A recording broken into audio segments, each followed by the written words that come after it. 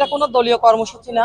আপনারা জানেন আমরা যারা নির্বাচন করেছি আমাদেরকে অনেকটা বহিষ্কৃত, আমরা দল থেকে বহিষ্কার করলেও আমি তখনই ঘোষণা দিয়েছিলাম যে আমাদেরকে দল থেকে বহিষ্কার করলেও আমি তো আর দল থেকে বেরিয়ে যাচ্ছি না।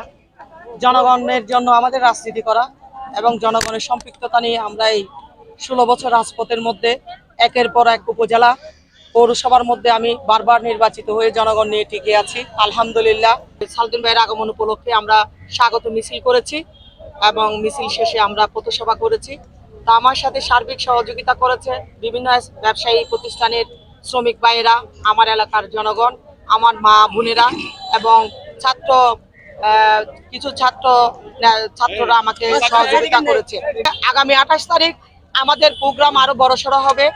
আমরা 1000-1,500 মানুষ নিয়ে আমরা ওনাকে বরণ করার জন্য একটা প্রস্তুতি নিচ্ছি। ইনশাল্লাহ সেই দিন হবে আমাদের পরিপূর্ণতা পাবে আমাদের অনুষ্ঠানের এবং আমাদের সফলতার।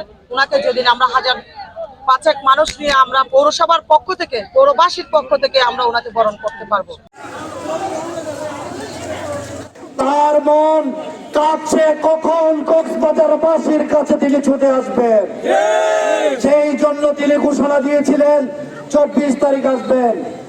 বন্যার কারণে তিনি আগামী পরশু 28 তারিখ বুধবার 12টার বিমানে কক্সবাজার বিমানবন্দরে অবতরণ করবেন।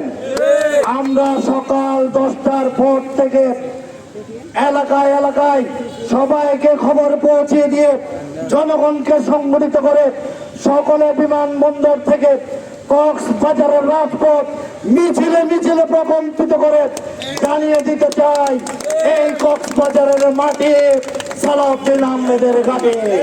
সকলে ঐক্যবদ্ধ হয়ে সুশৃঙ্খল ভাবে রাজপথে দুপাশে আমার নেতা বলেছেন আমি কক্সবাজারবাসীকে একটি নজর দেখতে চাই।